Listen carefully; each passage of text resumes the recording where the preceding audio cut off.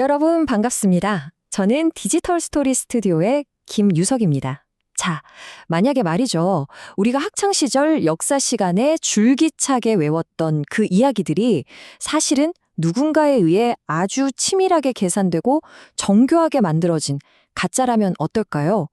오늘 이 시간은 우리가 진짜라고 찰떡같이 믿고 있던 역사 속 신화들을 마치 법의학자처럼 아주 낱낱이 해부해 볼 겁니다. 바로 들어가 볼까요? 첫 번째로 파헤쳐볼 사건은 한국인이라면 누구나 아는 완벽한 국민 역사 드라마죠. 네, 맞습니다. 고려의 마지막 충신 포은 정몽주의 암살 사건입니다. 피 튀기는 암살 직전에 오고 간 그 기가 막힌 시조 대결, 죽음의 자리에서 솟아났다는 대나무, 그리고 수백 년이 지나도 절대 지워지지 않는다는 붉은 핏자국까지. 와, 정말 한편의 완벽한 영화 같지 않나요? 그런데 말입니다. 과연 이게 전부 진짜 팩트일까요? 이 아름다운 동화의 민낯을 한번 들여다보죠. 팩트체크를 해보면 결과가 꽤 충격적입니다. 이방원의 하여가와 정몽주의 단심가, 다들 아시죠? 이 숨막히는 시조 대결은 사실 단 한 번도 일어난 적이 없습니다. 네, 진짜예요. 당대 최고 공식 기록인 고려사나 태조실록을 아무리 샅샅이 뒤져봐도 두 사람이 시조 랩 배틀을 했다는 증거는 눈 씻고 찾아봐도 없거든요. 사실 이 시조들은 사건이 일어나고 수백 년이나 지난 16, 17세기 조선 중기 문헌에 슬그머니 처음 등장합니다. 그러니까 피바람 부는 암살 현장에서 여유롭게 시조를 읊은 게 아니라 한참 후대 사람들이 정몽주의 충절을 영웅처럼 포장하기 위해 쓱 끼워 넣은 문학적 창작이라는 거죠. 그럼 이제 진짜 범죄 현장으로 가볼까요? 기록들을 꼼꼼히 대조해보면 정몽주가 피습당한 곳이 그 유명한 다리 위가 아니라 그냥 다리 근처 길가였을 가능성이 굉장히 높습니다. 게다가 진짜 재밌는 게 뭔지 아세요? 이 다리의 원래 이름은 선주교가 아니라 선지교였습니다.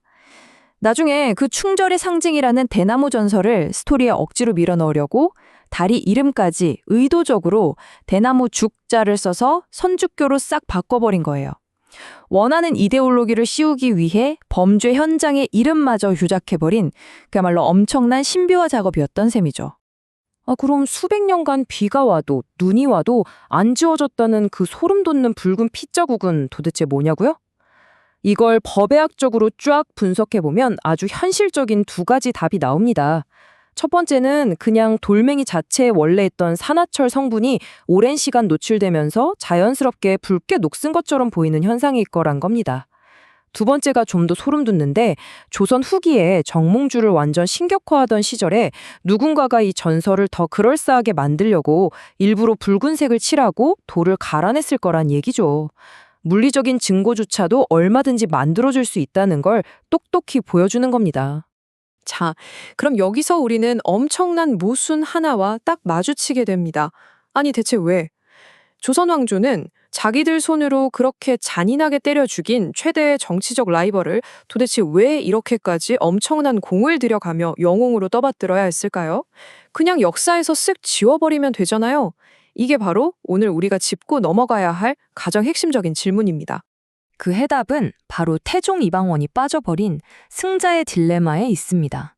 여기엔 진짜 소름 돋을 정도로 치밀한 정치적 계산이 깔려 있거든요. 생각해보세요. 이방원 입장에서는 왕권을 잡으려면 눈의 가시 같은 정몽주를 무조건 없애야만 했습니다. 그런데 막상 다 죽이고 자기가 왕좌에 딱 앉고 보니까 이제는 자기 밑에 있는 신하들한테 신하란 자고로 왕한테 목숨 바쳐 충성해야 한다는 걸 보여줄 완벽한 롤모델이 너무나도 필요해진 거예요. 그래서 자기가 피 묻혀가며 죽인 그 철천지원수를 오히려 정통성 확립을 위한 최고의 충성 아이콘으로 180도 화려하게 세탁해버린 겁니다. 여기에 한술 더 떠서 조선 중기의 정권을 꽉 잡은 살인파 사람들은 자기들의 학문적, 정신적 뼈대가 되어줄 그럴싸한 조상님이 필요했습니다. 그래서 정몽주를 그냥 고집센 정치인에서 성리학의 절대적인 영웅으로 업그레이드 시키는 작업을 시작하죠. 우리가 앞서 본 그 숨막히는 시조 대결이나 다리에서 피어난 대나무 전설 같은 기가 막힌 스토리텔링들이 바로 이때 집중적으로 사리복기 시작한 겁니다. 그러니까 승자의 필요성과 후대 권력자들의 입맛이 딱 맞아떨어지면서 탄생한 합작품. 그게 바로 우리가 아는 이 완벽한 서사인 거죠. 근데요, 여러분, 이렇게 특정 인물을 영웅으로 만들거나 아니면 반대로 철저하게 악마로 만들기 위해서 팩트를 교묘하게 비틀어버리는 이런 방식, 이게 과연 우리나라 역사에만 있는 일일까요? 절대 아닙니다. 흔히들 역사는 승자의 기록이라고 하잖아요. 진짜 딱 필요한 목적에 맞춰서 재조립된 이야기란 뜻이죠. 이 무서운 공식이 정치적 프로파간다를 위해 전 세계적으로 어떻게 쓰였는지 아주 유명한 글로벌 사례들을 한번 짚어보겠습니다. 제일 먼저 나폴레옹으로 한번 볼까요? 우리 머릿속의 나폴레옹을 항상 작고 뚱뚱한 작은 거인이잖아요. 근데 놀랍게도 사망 당시 그의 키는 5피트 2인치, 현대 미터법으로 정확히 계산해 보면 대략 168에서 170cm 사이였습니다. 별로 안 큰데 하실 수도 있지만 당시 프랑스 성인 남성 평균 키가 164cm였거든요. 그러니까 오히려 평균보다 훌쩍 큰 키였던 겁니다. 그럼 도대체 왜 호빗이 된 걸까요? 당시 적국이었던 영국의 언론 플레이 때문이었습니다. 프랑스 인치랑 영국 인치의 길이 단위가 살짝 다르다는 걸 영국 측 선정가들이 아주 악의적으로 이용한 거죠. 일부러 이 단위 차이를 무시하고 나폴레옹을 쥐똥만한 꼬마 하사관으로 묘사한 풍자화를 마구 뿌려댔고 그게 무려 오늘날까지도 전 세계 사람들의 머릿속에 팩트처럼 박혀버린 겁니다. 프랑스 혁명하면 떠오르는 마리 앙투아네트의 그 희대의 망원. 빵이 없으면 케이크를 먹으면 되잖아. 이건 또 어떨까요? 그녀의 실제 타임라인을 쭉 따라가 보면 진짜 기가 막힙니다. 장자크 루소가 자기 책에 저 문구를 처음 딱 썼을 때 마리 앙투아네트는 프랑스 땅은 밟아보지도 못한 오스트리아의 9살짜리 꼬마였습니다. 그냥 한 번도 한 적 없는 말을 뒤집어 쓴 확률이 100%라는 소리죠. 당시 혁명 세력들이 왕실을 무너뜨릴 명분이 절실하게 필요하니까 이 외국인 출신 왕비를 앞뒤 꽉 막힌 철없는 악녀로 낙인 찍어 버리려고 그냥 아무 말이나 갖다 붙인 완벽한 포파간다였습니다. 아예 국가적인 군사 승리조차도 대중들 입맛에 쫙쫙 달라붙게 각색되기도 합니다. 그 유명한 살수대첩 기억하시죠? 근데 삼국사기 같은 진짜 정사 기록을 아무리 뒤져봐도 을지문덕 장군이 강에다가 거대한 둑을 쌓았다는 말은 단 한 줄도 안 나옵니다. 상식적으로 생각해봐도 그 옛날 기술력으로 그 거대한 강물을 단기간에 확 막았다가 타이밍 맞춰서 터트린다? 이거 물리적으로 아예 불가능한 얘기거든요. 실제 팩트는 그냥 수나라 군대가 강을 반쯤 건너서 어버버하고 있을 때 뒤에서 기습을 때린 전술이었습니다. 이 짜릿한 물바다 공격설은 훗날 근대에 들어서 우리 민족의 자긍심을 확 끌어올리기 위해 아주 스펙터클한 조미료를 팍팍 쳐서 만들어낸 이야기라는 거죠. 자, 그럼 이제 이 모든 사례들을 관통하는 하나의 소름 돋는 공식을 싹 정리해 보겠습니다.